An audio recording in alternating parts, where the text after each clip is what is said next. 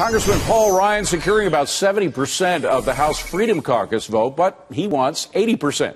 And one of those not voting for Congressman Ryan is my next guest, Congressman Thomas Massie, a Republican from Kentucky. Congressman, thanks for coming in. So what bothers you about Congressman Ryan? You know, I think he wants more power instead of less power than Speaker Boehner. I'm for Daniel Webster because he says give the power back to the membership. But I'm wondering whether or not it comes down to a matter of different policies, or is it just a matter of trust? It's a matter of trust. It's a matter of process. We're not concerned about his policies. We want to know that he's going to run a fair process. Are you a Reagan Republican? Would you consider yourself to be one?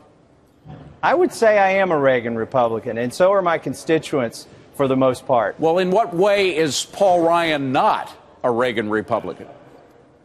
Well, I'm afraid he's a Boehner Republican, in fact.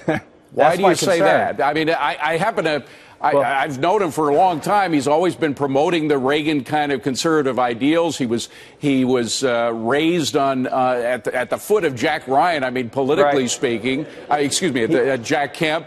I mean, the guy, it seems to me, to be a Reagan Republican through and through. He's a good man, don't get me wrong, and he has conservative principles. I'm worried that he kicked two members, conservative members, off his budget committee when he was the budget committee chairman. And I want to know that he wouldn't do that as a speaker just because conservatives vote their conscience. Is there anything that Paul Ryan could do to change your mind? Well, if he wins the election, the speaker's election, he has my support. I will support him as speaker if he wins. But there's not much he can do. But he says he's not going to even put himself up unless he gets 80% of your caucus.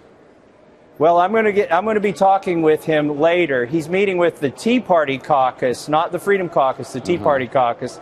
And I know this gets confusing, but it sounds like, you know what it sounds like? It sounds like British parliamentarian democracy. It doesn't sound like good old American democracy.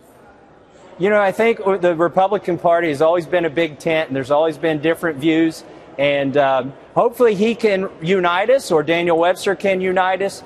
They both have the same goal, to unite the Republican Party. And frankly, we've got to do that if we're going to win this presidential election. But, you know, you also have to learn how to deal with people in your big tent. And one of the great things about Ronald Reagan is he brought everybody together. He could even bring Democrats together to vote for lowering tax rates.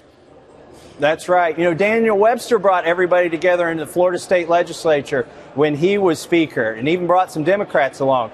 Maybe Paul Ryan can do that if he wins. Well, Congressman Tom Massie, we thank you for coming in. We know you had to scramble to get here in time. Yeah. Appreciate it. Best of luck. Let us know what happens, all right? Thanks for fitting me in today. Absolutely. Our pleasure. Thank you.